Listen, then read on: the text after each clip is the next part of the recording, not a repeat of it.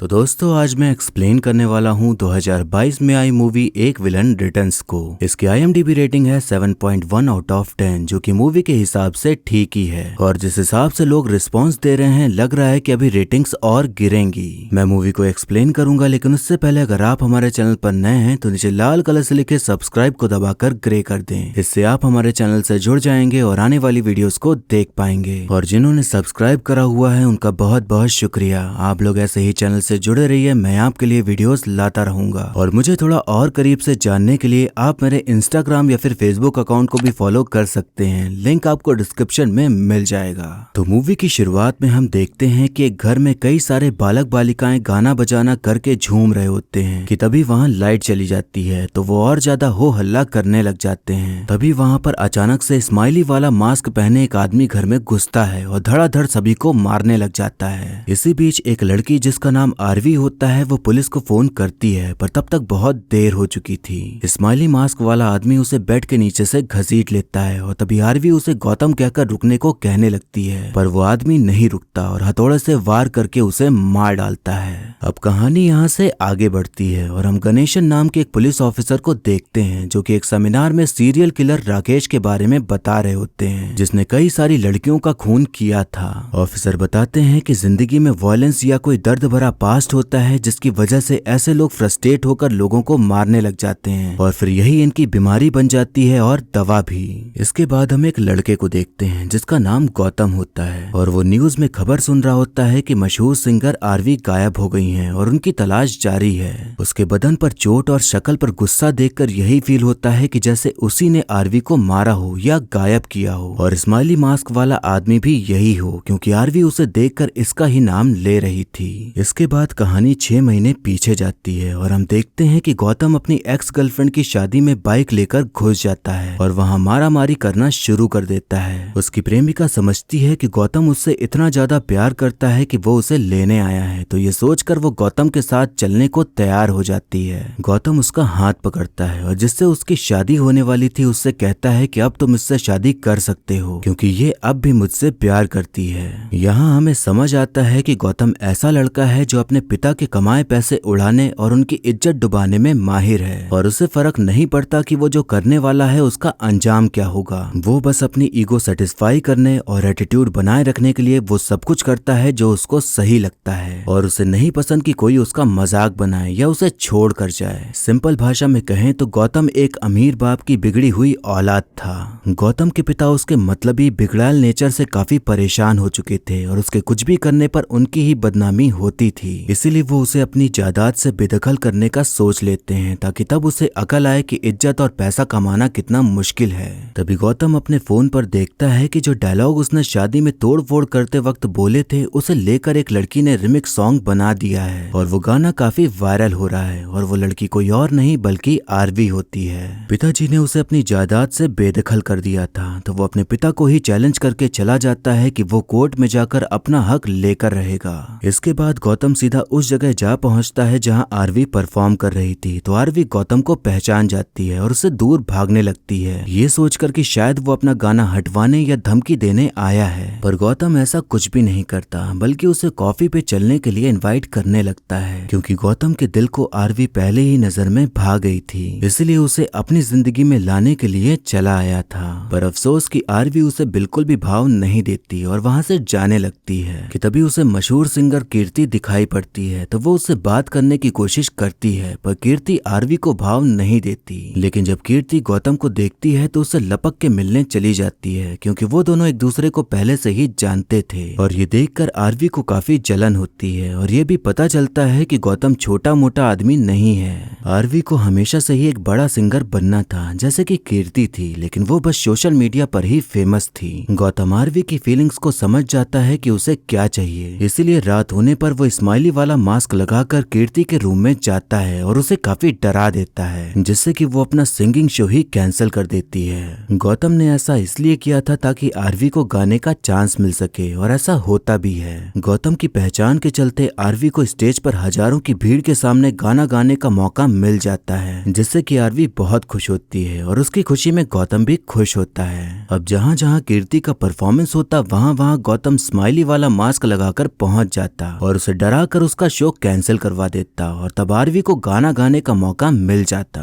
ऐसा करते करते आरवी काफी फेमस हो जाती है और अब उसे फील होने लग जाता है कि गौतम उसके लिए काफी मेहनत कर रहा है, इसीलिए धीरे धीरे उसके अंदर गौतम के प्रति फीलिंग्स आने लग जाती हैं और समय के साथ उनके बीच इतनी ज्यादा करीबियां आ जाती हैं कि उनके बीच वो हो जाता है जो अब तक आप सोचते आ रहे थे कि आगे चलकर होने वाला है। अब गौतम और आरवी नंगे पुंगे होकर साथ में बैठे होते हैं। तभी आरवी एक फेमस सिंगर की फोटो दिखाकर बताती है कि ये मेरे पिताजी हैं। इनका अपना खुद का परिवार था, लेकिन मेरी माँ के साथ भी थे, पर इन्होंने मेरी माँ को और मुझे कभी भी नहीं अपनाया। पर माँ ने इनसे प्यार करना नहीं छोड़ा। मेरा सपना है कि मैं बहुत बड़ी सिंगर बनूं, तब ये गर्व से बोलेंगे कि आरवी मेरी बेटी है और तब मैं कहूंगी कि मैं आपकी बेटी नहीं हूँ और इससे मेरा बदला पूरा होगा। और ये बात आज से पहले मैंने किसी को नहीं बताई है। गौतम उससे भरोसा दिलाता है कि जब कभी ऐसा होगा तो वो हमेशा उसके साथ खड़ा रहेगा साथ देने के लिए। अगली सुबह जब आरवी उठती है तो वो सुबह उसके लिए एक काली रात बनकर आई होती है, क्योंकि टीवी में उसकी ही न्यूज चल रही होती है कि आरवी ने मशहूर सिंगर पर इल्जाम लगाया है कि वो उसके पिता हैं। अब यहाँ हमें पता चलता है कि रात में गौतम ने आरवी के फोन से वो फोटो शेयर कर दी थी और अब तक वो जो भी करते आ रहा था वो बस आरवी को करीब लाने के लिए किया था, ताकि वो उससे बदला ले सके, क्योंकि उसने उसके ऊपर गाना बनाया था। मतलब कि गौतम के अंदर कोई प्यार नहीं जागा था और न ही कोई सुधार हुआ था, बल्कि अब भी वो वैसा ही मतलबी, खड़ूस, अड़ियल, घमंडी इंसान था। अब कहानी यहाँ से प्रेजेंट में आती है, जहाँ हम देखते हैं कि ऑफिसर आदित्य आरवी के केस को हैंडल कर रहे होते हैं और उन्हें आरवी का फोन मिलता है जिसमें कि उस वक्त की वीडियो बन गई थी जब स्माइली मास्क वाला आदमी उसे मारने आया था और उन्हें सुनाई पड़ता है कि आरवी गौतम का नाम चिल्ला रही है। ऑफिसर आदित्य को ये लगता है कि मास्क वाला किलर गौतम ही है, तो उसकी लोकेशन ट्रैक कर उसको पकड़ने के लिए निकल जाते हैं। वहीं पर बैठे ऑफिसर गणेशन को इस केस के बारे में भनक लगती है, तो वो भी इस केस के बारे में जानकारी लेने लगते हैं। ऑफिसर आदित्य पूरी पुलिस फोर्स लेकर गौतम को पकड़ने के लिए जाते हैं, पर गौतम उन्हें चकमा देकर वहां से भाग निकलता है। ऑफिसर गणेशन जब वीडियो देखते हैं तो उन्हें वही स्माइली वाली ड्राइंग दिखाई पड़ती है जैसा सीरियल किलर राकेश बनाता था, तो उन्हें शक हो जाता है कि उसके जैसा कोई और सीरियल किलर पैदा हो गया है। अब इसके बाद हम भैरव नाम के एक आदमी को देखते हैं जिसे पुलिस चौकी बुलाया गया होता है पूछताछ के लिए, क्योंकि आरवी के फोन में उसका भी नंबर मिला था। भैरव बताता है कि उसने एक क्राइम किया है और फिर कहानी यहाँ से 6 महीने पीछे जाती है, जहाँ हम देखते हैं कि भैरव मॉल में कपड़े खरीदने गया होता है। कपड़े खरीदना तो एक बहाना था, बल्कि वो वहाँ पर काम करने वाली लड़की रसिका को देखने के लिए जाता था। भैरव एक कंपनी में टैक्सी चलाने का काम करता था, तो रसिका एक बार उसकी टैक्सी में बैठी थी, तो तब से शायद भैरव को रसिका पसंद आ गई थी, इसलिए उसे देखने या उससे बात करने के लिए वो कपड़े खरीदने आ जाता था। ये सारी बातें रसिका अच्छे से जानती थी, पर फिर भी कुछ क्लियर किए बिना वो उससे बात करती और उसे कपड़े दिखाकर खरीदने को कहती, क्योंकि उसका टारगेट होता था ज्यादा से ज्यादा सेल करना। और भैरव प्यार में अंधा होकर महंगे महंगे कपड़े खरीद भी लेता था। एक दिन भैरव उसके बाहर आने का इंतजार करता है और मौका देखते ही उसकी राइड एक्सेप्ट करके उसे पिक करने पहुंच जाता है। रसिका गाड़ी में बैठ जाती है और उसके पूछने पर भैरव बताता है कि वो टैक्सी चलाने और अपने मित्र अशोक के साथ चिड़ियाघर में देखभाल करने का काम करता है, जिससे कि उसका शॉपिंग करने का पैसा आ जाता है। ऐसे ही उन दोनों में बातचीत होती है और फिर अब रोज रोज मिलने और घर छोड़ने का सिलसिला चलने लग जाता है। फिर इसके बाद अब दोनों लोग ऐसे भी मिलने लग जाते हैं और एक दूसरे के साथ घूमते हुए समय बिताने लगते हैं और भैरव रसिका की हर डिमांड पूरी करते हुए उसे शॉपिंग कराता रहता था। भैरव रसिका से बहुत प्यार करने लगा था, पर रसिका सिर्फ उसे एक ऐसा साथी मान रही थी जिससे अपनी पसंद की चीजें खरीदवा सके और घूम सके। बाकी इसके अलावा उसके दिल में कोई फीलिंग्स नहीं थी, पर फिर भी वो भैरव के साथ ऐसे रह रही थी जैसे वो उसके साथ रहना चाहती हो। कुल मिलाकर वो उसके प्यार और भोलेपन का फायदा उठा रही थी। अब हम देखते हैं कि रसिका भैरव की कार चला रही होती है कि तभी 2 लड़के बाइक से हो हल्ला करते हुए गुजरते हैं। भैरव उन्हें नजरअंदाज करने को कहता है, पर रसिका को बहुत गुस्सा आ जाता है और उनके बगल में गाड़ी चलाकर भैरव को मारने के लिए कहती है, पर भैरव उन्हें नहीं मार रहा होता। तभी रसिका कहती है कि लाइफ का एक ही रूल है, या तो मार दो या मर जाओ, और इतना कहकर वो लड़के की गाड़ी को टक्कर मार देती है और रसिका का ये रूप देखकर भैरव काफी हैरान हो जाता है। अब कहानी यहाँ से प्रेजेंट में आती है, जहाँ भैरव पुलिस वालों को बताता है कि जो बाइक को टक्कर मारी थी मैंने वही क्राइम किया है और मेरा आरवी से कुछ लेना देना नहीं है, मैं तो बस उनको अपनी टैक्सी से घर तक छोड़ने गया था। अब हम देखते हैं कि न्यूज चैनल में एक लड़का सबके सामने आता है और बताता है कि कुछ दिन पहले मेरी प्रेमिका मारी गई और उसे मारने वाला गौतम ही है। और ये सुनने के बाद ऑफिसर आदित्य को पूरा कंफर्म हो जाता है कि मास्क वाला किलर गौतम है। गौतम जब ये खबर देखता है तो वो लड़के का पीछा करने लग जाता है। लड़का मेट्रो स्टेशन जा पहुंचता है तो उसके सामने स्माइली मास्क पहने आदमी खड़ा होता है। तब वो कहता है कि तुमने जैसा कहा मैंने वैसा कर दिया और उसका नाम ले लिया ताकि सारा शक उस पर जाए, क्योंकि हम जैसों के लिए तुम मसीहा हो। लड़का अपनी बकबक कर ही रहा होता है कि तभी मास्क वाला आदमी मेट्रो को आता देख लड़के को उसी के सामने ढकेल कर उसे मार डालता है। अब वहाँ पर गौतम आ जाता है और मास्क वाले आदमी से पूछता है कि आरवी कहाँ है। दोनों लोग मेट्रो के अंदर घुस जाते हैं और उनके बीच भयंकर तरीके से लड़ाई शुरू हो जाती है। इसी बीच गौतम मास्क उतारने में कामयाब हो जाता है और यहाँ हमें पता चलता है कि मास्क के पीछे कोई और नहीं बल्कि टैक्सी ड्राइवर भैरव है। भैरव अपना मुंह छुपाकर लड़ाई करते हुए कहता है कि मैंने इतनी लड़कियों को मारा, कोई पीछे नहीं आया, तो तुम क्यों आए? और शायद इसमें तुम्हारी गलती नहीं है, क्योंकि हर लव स्टोरी का असली विलन तो ये दिल है जो पहले तो बिना पूछे किसी पर आ जाता है और फिर बिना पूछे टूट जाता है। भैरव गौतम को खूब मारता है और मेट्रो स्टेशन आने पर उतर जाता है, लेकिन तभी गौतम उसे पीछे से पकड़ लेता है और तभी मेट्रो के दरवाजे बंद हो जाते हैं। तो भैरव चलती मेट्रो के दरवाजे पे ही अटक जाता है। गौतम कहता है कि वो उसके पीछे फिर से आएगा क्योंकि उसे मरना पसंद है लेकिन हारना नहीं। और तभी भैरव उससे पीछा छुड़ाकर वहां से निकल लेता है। भैरव जब अपनी कार में जाता है तो रसिका पीछे से आकर उसकी छाती पर बैठ जाती है और उससे पूछती है कि उसे मार दिया या नहीं। तो भैरव बस हाँ या ना में उसके सवालों का जवाब दे रहा होता है। रसिका को देखकर ये फील होता है कि जैसे कि वो भैरव को कंट्रोल कर रही हो और उसकी कही हुई बातें और उसकी सोच के चलते वो स्माइली मास्क वाला किलर बन गया हो। अब तक हम ये समझते आ रहे थे कि गौतम विलन है, पर अब सामने निकलकर आया कि भैरव असली विलन है जो लड़कियों को मारते आ रहा था। लेकिन फिर इसके बाद एक और ट्विस्ट निकलकर सामने आता है कि असली विलन तो रसिका है जो उससे ये सब काम करवा रही है। लेकिन भैरव जो कि एकदम भोला सा इंसान था वो कातिल कैसे बन गया ये जानना अभी बाकी था। भैरव सिर्फ उन्हीं लड़कियों को टारगेट कर रहा था जिन्होंने अपने प्रेमियों को छोड़ा हो या बिना बात के उनसे ब्रेकअप कर लिया हो। तो इस चीज से उन लड़कों को काफी खुशी हो रही थी जिनका किसी लड़की ने दिल तोड़ा हो, क्योंकि लड़कियों के मरने से उनका ईगो सेटिस्फाई हो रहा था और वो मास्क वाले किलर को ही अपना मसीहा मानने लगे थे। ऑफिसर गणेशन को मेट्रो की सीसीटीवी फुटेज मिल जाती है और उसे देखकर उन्हें समझ आ जाता है कि किलर गौतम नहीं कोई और है, पर वो ये बात किसी और को पता नहीं चलने देते। वो मीडिया के सामने जाकर कह देते हैं कि स्माइली मास्क वाला किलर गौतम ही है और उसने ही सारे खून किए हैं। अब कहानी यहाँ से फिर से 3 महीने पीछे जाती है, जहाँ हम देखते हैं कि जो गौतम ने आरवी के साथ किया था उसकी वजह से आरवी की काफी बदनामी हो चुकी थी, जिसकी वजह से उसके सारे शोज कैंसिल होते जा रहे थे। वहीं गौतम अपना बदला लेकर खुश था और कोर्ट में अपने पिता के खिलाफ केस भी जीत जाता है और अब सारी प्रॉपर्टी उसके नाम हो जाती है। गौतम अपने पिता से कहता है कि आखिरकार मैं जीत ही गया। तो इसके जवाब में पिताजी कहते हैं कि मैं तुमसे प्यार करता हूँ और प्यार में जीत और हार का कोई मतलब नहीं होता। गौतम अब अपने पिता से छीनी हुई प्रॉपर्टी और पैसे के बदौलत फुल अय्याशी करने लग जाता है और इधर उधर नाच गाना करके जिंदगी बिताने लगता है। पर उसके ख्यालों में आरवी आ ही जाती थी तो उसको सोशल मीडिया पर स्टॉक करता रहता था।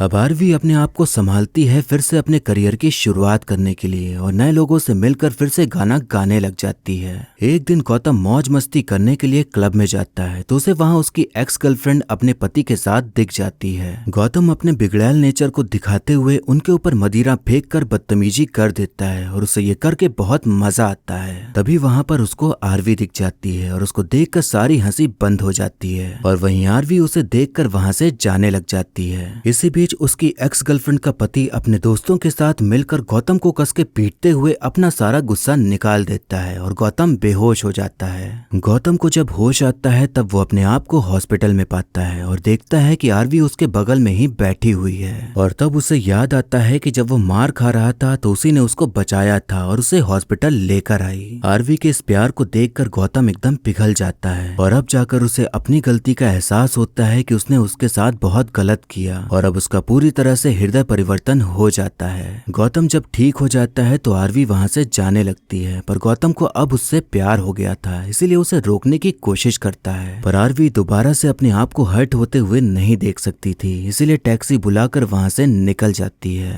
अब कहानी प्रेजेंट में आती है जहाँ हम देखते हैं कि गौतम सीधा ऑफिसर गणेशन के पास ही पहुंच जाता है और तब गणेशन उससे कहता है कि मुझे पता है कि तुम कातिल नहीं हो, पर मैंने जानबूझ के तुम्हारा नाम लिया ताकि असली कातिल एकदम बेखौफ हो जाए और बाहर निकलकर सामने आए। अब कहानी यहाँ से फिर से 3 महीने पीछे जाती है और हम देखते हैं कि रसिका के कहने पर वो दोनों कहीं दूर घूमने के लिए गए होते हैं और फिर घूमने के बाद दोनों लोग रुकने के लिए वहीं होटल में कमरा ले लेते हैं। रसिका वहाँ भी बड़े प्यार के साथ बात कर रही थी तो अब भैरव के अंदर इतनी ज्यादा फीलिंग्स बढ़ चुकी थी कि वो उससे शादी करने का ही सोच लेता है। वो बाजार से माला और सिंदूर भी खरीद लाता है और जब वापस होटल में आता है तो वहाँ का नजारा देखकर दंग रह जाता है। वो देखता है कि रसिका अपने बॉस के साथ ही लिपटा लिपटी कर रही है और ये देखकर उसका दिमाग खराब हो जाता है कि वो जिससे प्यार करता है वो किसी और के साथ ही सुहाने पल बिता रही है। पर वो उस वक्त उन्हें बिना परेशान किए उदास होकर वहाँ से चला जाता है। भैरव चिड़ियाघर में बने एक घर में अपने मित्र अशोक के साथ रहता था और अशोक लड़की और दारू में ही विलीन रहता था। अशोक का एक बच्चा होता है जो कि अपने पिता की हरकतों की वजह से उन्हें पसंद नहीं करता था, लेकिन भैरव के साथ रहना उसे काफी अच्छा लगता था।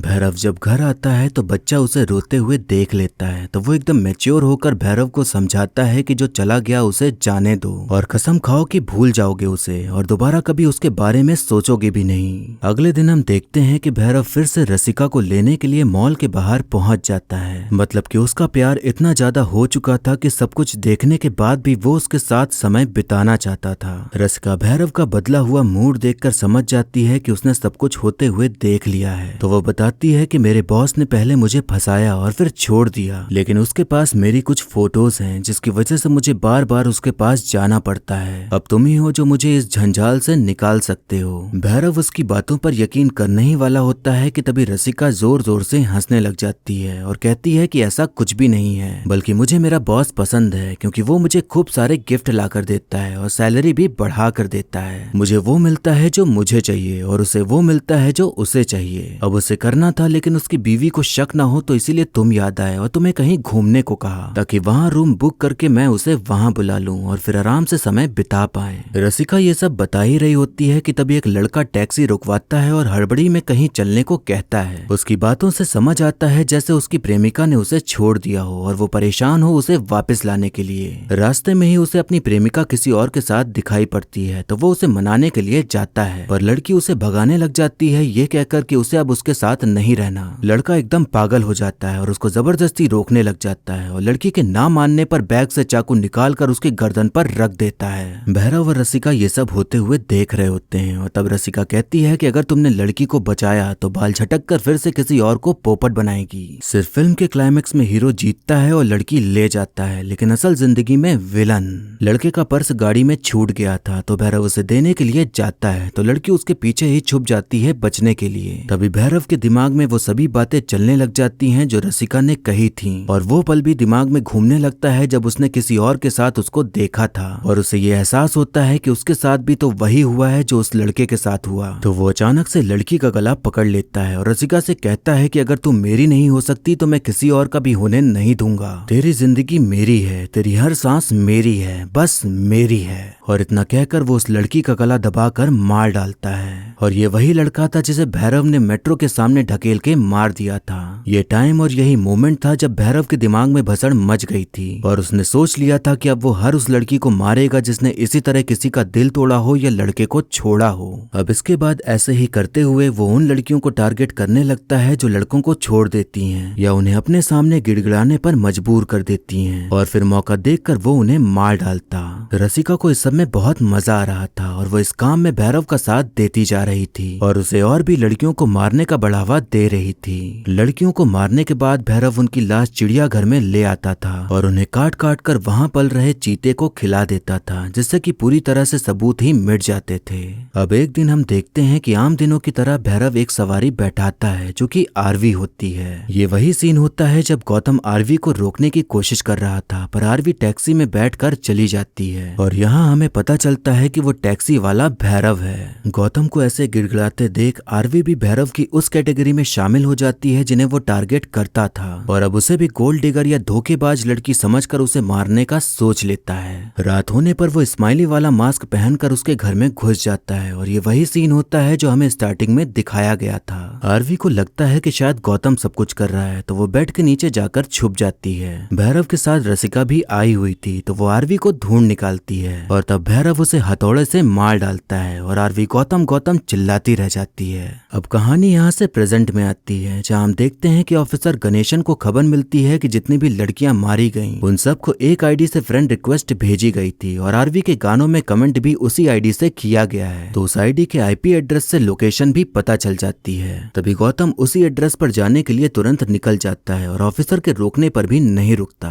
तभी यहाँ पर ऑफिसर के घर में एंट्री मारता है भैरव और गणेशन को मारने से पहले कहता है कि आरवी अभी जिंदा है और फिल्म तभी खत्म होगी जब हीरो जीतेगा, लेकिन मैं अभी जीता नहीं।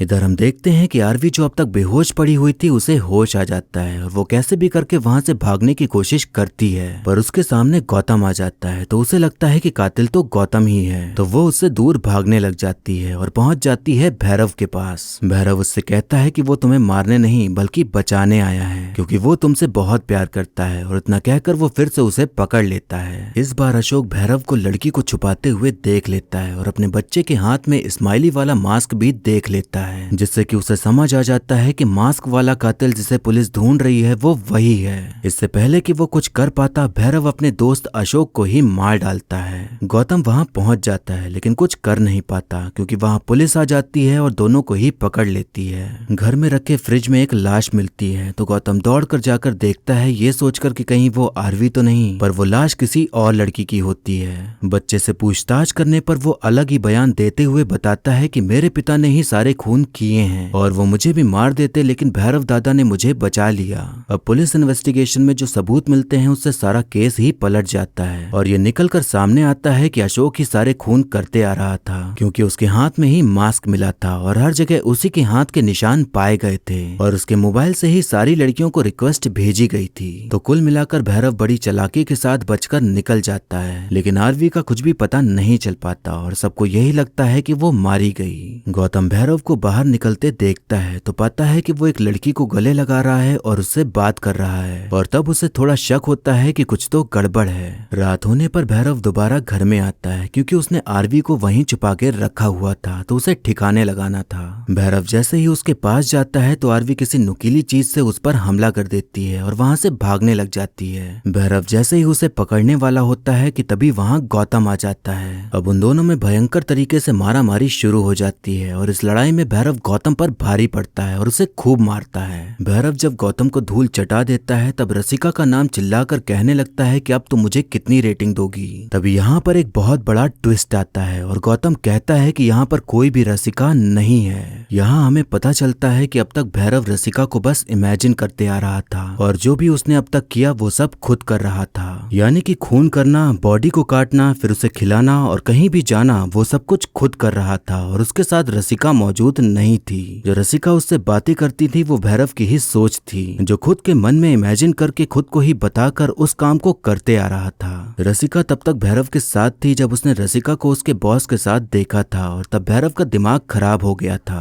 रसिका उससे कहती है कि तुम मुझे लोनावला ले आए तो मैंने उसे यहीं बुला लिया ताकि उसकी बीवी को शक न हो, और वो तो मेरे लिए अपनी बीवी को भी छोड़ने को तैयार है। असल में रसिका उसके प्यार और भोलेपन का फायदा उठाते हुए उससे बस अपना फायदा ले रही थी और उसे उससे प्यार बिल्कुल भी नहीं था, पर वो उसके साथ ऐसे रह रही थी कि भैरव के मन में उसके लिए प्यार बढ़ता ही जा रहा था। लेकिन अब यह सच्चाई जानने के बाद एकदम से उसे झटका लग गया था। इसी बीच भैरव रसिका को एकदम जोर से पकड़ लेता है और बार बार यही कहने लगता है कि तुम मुझे छोड़कर नहीं जा सकती। वो उसे इतना जोर से जकड़ता है कि उसकी हड्डियां ही चटक जाती हैं और रसिका की मौत हो जाती है। यानी कि भैरव ने पहला कत्ल रसिका का ही किया था और उसके बाद से उसने उन सभी लड़कियों का कत्ल करना शुरू कर दिया जो उसके दिमाग में रसिका के जैसे ही लगती थी। भैरव ने रसिका की बॉडी को काटा या दफनाया या जलाया नहीं था, बल्कि उसे फ्रीजर में रख दिया था और ये सब कुछ अशोक का लड़का देख लेता है, पर फिर भी उसका साथ देता है। जो लड़की की बॉडी गौतम ने देखी थी वो रसिका ही थी और तब वो समझ गया था कि मामला क्या है, और जब उसने बाहर निकलकर भैरव को देखा तो उसने ये पाया कि वो अपने आप से ही बात कर रहा है, तो उसे पूरा यकीन हो गया कि कुछ नहीं, बहुत कुछ गड़बड़ है। कहानी अब प्रेजेंट में आती है जहाँ हम देखते हैं कि गौतम भैरव से मार खाते हुए उससे कह रहा होता है कि प्यार एक तरफा होते हुए भी पूरा होता है, लेकिन तुमने सिर्फ नफरत की और तुम्हारा प्यार नहीं बल्कि जिद थी। तो दुनिया में जिससे सबसे ज्यादा प्यार करता था सबसे पहले तूने उसे ही मार दिया। वो जिंदा होकर भी तेरी नहीं हो सकी और मरने के बाद भी नहीं हुई। बस अपनी खुशी के लिए तूने उसकी लाश अपने पास रख ली, अपने दिमाग में उसे पालने लगा, सब कुछ किया तूने, पर फिर भी वो तेरी नहीं हुई। गौतम कहता है कि मैं आरवी से प्यार करता हूँ, फिर चाहे उसे हो या ना हो, क्योंकि प्यार ना ना हारता है और ना ही मरता है। गौतम भैरव को घसीट कर एक मुक्का मारता है और अब जाकर भैरव को एहसास होता है कि उसने क्या कुछ गलत कर डाला है और उससे कितनी बड़ी गलती हो गई है। तभी उसे चीते के पिंजरे की तरफ से रसिका की आवाज सुनाई पड़ती है और उसे प्रतीत होता है कि जैसे वो उसे बुला रही हो।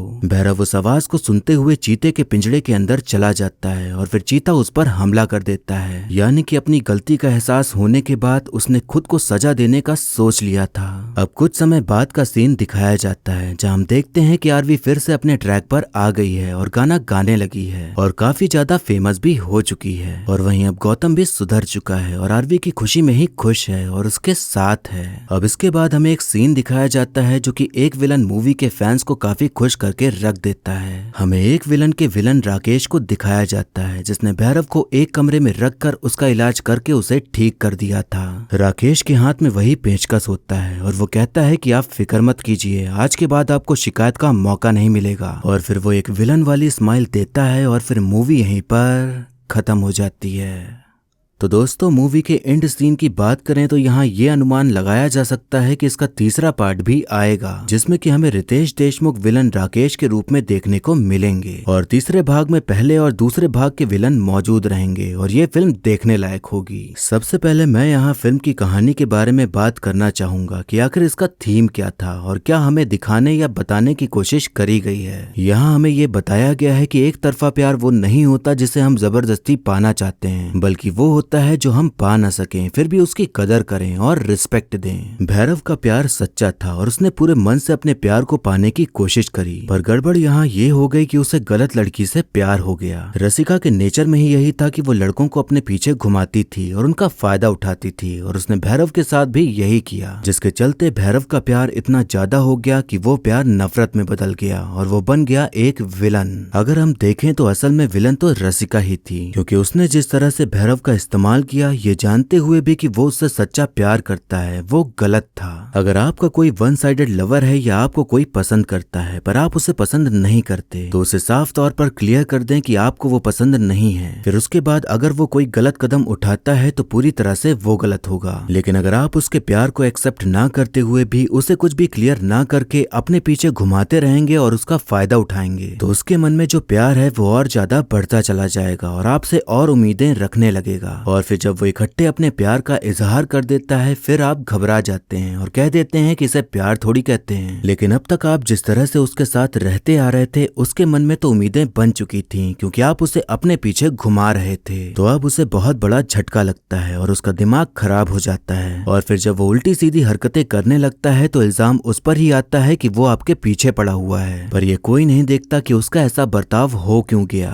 कुछ लोग समझदार होते हैं जो इस बात को समझते हैं कि कौन सच में प्यार कर रहा है और कौन अपने पीछे घुमा रहा है। तो इस बात की समझदारी तो खुद में होनी ही चाहिए कि आपको कोई बेवकूफ ना बना सके। पर कुछ लोग जो ज्यादा ही भोले से होते हैं उनका लोग फायदा उठा लेते हैं और जब सीधे साधे इंसान के साथ गलत होता है तो अक्सर वही विलन बनकर सामने आ जाता है। इसीलिए बेहतर यह है कि किसी के प्यार का फायदा उठाने के बजाय आप प्यार से उसे समझाकर मना कर दें और अगर उसके बाद वो नहीं माने और उल्टी सीधी हरकतें करें तब आप उसके खिलाफ एक्शन ले सकते हैं। लेकिन अगर आप खुद ही उसे बेवकूफ बना रहे थे तो यहाँ गलती तो आपकी भी मानी जाएगी। गौतम भी शुरुआत में एक विलन की ही तरह था जिसे बस अपने से मतलब था और यही देखकर चलता था कि उसे कोई हर्ट ना कर सके, फिर भले ही वो किसी के साथ कुछ भी करे। लेकिन फिल्म के एंड होते होते उसे समझ आ गया कि दूसरों की भी फीलिंग्स को समझना चाहिए और इंसान किसी को गिराने से नहीं बल्कि उठाने से बड़ा बनता है। तो यहाँ ये बताया गया है कि अगर आप बिगड़े हुए भी हैं तो आपको गौतम की तरह सुधर जाना चाहिए और अपने अड़ियल गुस्सैल मतलबी नेचर को छोड़कर शांत स्वभाव और प्यार करने वाला इंसान बनना चाहिए। यहाँ आरवी के नेचर से हम ये समझ सकते हैं कि अगर कोई हमारी फीलिंग्स को हर्ट करता है तो इसका मतलब ये नहीं कि हम भी सामने वाले के साथ वैसा ही करें, बल्कि हो सकता है कि आपके प्यार से और बदला ना लेने के नेचर से सामने वाला पिघल जाए और उसमें बदलाव देखने को मिल जाए। भैरव रसिका से इतना ज्यादा प्यार करता था कि उसे मार देने के बाद उसे इमेजिन ही करने लगा था और इमेजिनेशन वाली रसिका वही चीजें बोलती थी जो भैरव के दिमाग में चलता था। जैसे हमारे दिमाग दिमाग में दो तरह के ख्याल आते हैं, एक अच्छे तो एक बुरे। रसिका की इमेजिनेशन उसके बुरे ख्यालों की उपज थी और उसके अच्छे ख्याल इसलिए कभी बाहर नहीं आ पाए क्योंकि उसके आसपास कोई ऐसा इंसान था ही नहीं जो उसे समझा पाए कि जो वो कर रहा है वो गलत है। अशोक का लड़का अपने पिता को ही फंसा देता है और वो भी एक विलन बन जाता है। और यहाँ ये देखा जा सकता है कि कभी कभी किसी का प्यार आपको बुरा भी बना सकता है, क्योंकि डिपेंड करता है कि प्यार आपको हुआ किससे है। अशोक के बिगड़ैल नेचर से बच्चे को अपने पिता से प्यार नहीं मिलता था, पर भैरव से प्यार मिलता था और भैरव तो गलत काम ही कर रहा था, तो बच्चे ने भी वही सीखा जो उसने देखा और उसी हिसाब से वो भी विलन बन गया। इस फिल्म की कहानी को देखा जाए तो ये काफी ज्यादा अच्छी बन सकती थी और काफी डीप मीनिंग देखने को मिल सकती है, पर अफसोस कि काफी लोगों को ये मूवी पसंद ही नहीं आई या फिर इस मूवी का मैसेज ही नहीं समझ पाए कि आखिर हमें ये मूवी दिखाना क्या चाहती है। ऑडियंस को पहले ये मूवी इस बात के लिए खराब लगी कि इसमें स्टार कास्ट पहले वाली मूवी से अलग है। यहाँ अलग तो होना ही था क्योंकि फिल्म की कहानी ही अलग थी, तो सेम स्टार कास्ट को नहीं ले सकते थे। लोगों का ये कहना है कि अगर अच्छे एक्टर्स को लिया जाता तो फिल्म और भी अच्छी बन सकती थी और ये भी कहना है कि मूवी का क्लाइमैक्स काफी प्रेडिक्टेबल था। अब आज के टाइम में जहाँ कंटेंट की भीड़ लगी पड़ी है वहाँ क्लाइमैक्स गेस करना कोई बड़ी बात नहीं है। कुल मिलाकर मूवी देखने पर तो यही लगा कि फिल्म उतनी भी बुरी नहीं है जितना लोग बता रहे हैं। मैं ये तो कह ही सकता हूँ कि हीरोपंती 2 से काफी ज्यादा बेहतर है। जिस डायरेक्टर ने आशिकी 2, आवारापन, मर्डर 2 जैसी बेहतरीन पिक्चरें बनाई हैं उससे एकदम ही बुरी पिक्चर तो नहीं बन जाएगी। जो हेट अभी बॉलीवुड को मिल रहा है उसके चलते हर फिल्म लपेटे में आ रही है, फिर भले अच्छी ही क्यों ना हो। तो इस बात का तो मैं कुछ नहीं कर सकता, बस इतना ही कह सकता हूँ कि फिल्म जब आप खुद देखेंगे तभी आप डिसाइड करिए कि फिल्म अच्छी थी या फिर बुरी। ट्रेलर में एक सीन दिखाया गया था जहां आरवी और रसिका एक दूसरे के सामने होकर हंस रहे थे और देखने पर प्रतीत होता है जैसे वही फिल्म के विलन हो, पर वो सीन फिल्म में बिल्कुल ही अलग था। इस सीन में एक और बात समझ नहीं आती कि जब रसिका भैरव की इमेजिनेशन थी तो आरवी उसे देखकर डर कैसे सकती है, क्योंकि उसे तो वो दिखाई ही नहीं पड़ सकती थी।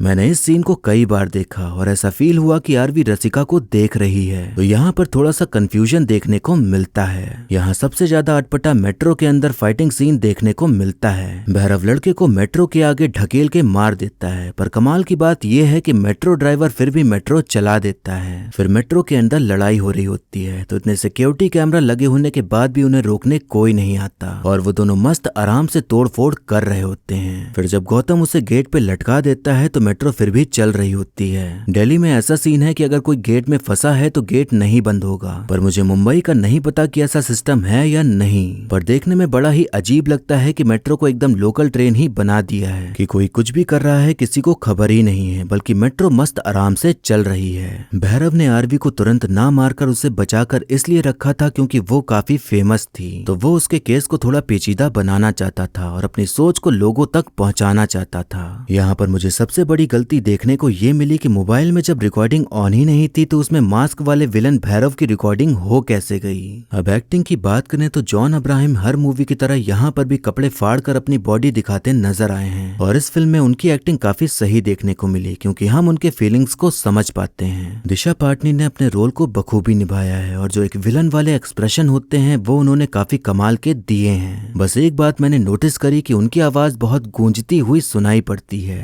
तारा सुतारिया इस फिल्म में एवरेज ही नजर आती हैं और उन्होंने अपने रोल को सही ही निभाया है। अर्जुन कपूर की बात करें तो उन्हें बहुत ही कम ही पसंद किया जाता है और एक्टिंग के मामले में वो काफी ट्रोल होते हैं, पर इस फिल्म में उनका थोड़ा बहुत सुधार देखने को मिलता है और उन्होंने एक अमीर बाप की बिगड़ी हुई औलाद का रोल काफी अच्छे से निभाया है। बाकी और जितने भी सह कलाकार हैं उन सभी की एक्टिंग सही ही देखने को मिलती है। ये तो सभी जानते हैं कि जो जादू पहली फिल्म का था वो ये फिल्म नहीं कर पाएगी और इस बात से मैं भी एग्री करता हूँ, पर इतना तो है कि ये फिल्म उतनी भी बुरी नहीं है और इसे आप एक बार तो देख ही सकते हैं। इस मूवी से वन साइडेड लवर और रिलेशनशिप में जो हैं उन्हें सीख लेनी चाहिए कि जिंदगी में ऐसा मोड़ आ सकता है जब आपको वो ना मिले जो आप चाहते हैं या फिर जो आपके साथ है वो ना रहे, तो उस टाइम पर आप भैरव नहीं आरवी बनिए और किसी की जिंदगी के विलन नहीं हीरो बनिए। और हीरो वही होता है जो त्याग करता है दूसरों की खुशी के लिए। और सच कहूँ तो किसी के जाने या किसी के ना मिलने पर दुख तो फील होता है, पर आगे चलकर और भी खुशियां इंतजार कर रही होती हैं आपकी जिंदगी में आने के लिए। तो किसी के जाने या ना मिलने पर दुख मनाने के बजाय आगे बढ़िए और अपने काम पर ध्यान दीजिए और जिसको आना होगा मिलना होगा वो आपको मिल ही जाएगा।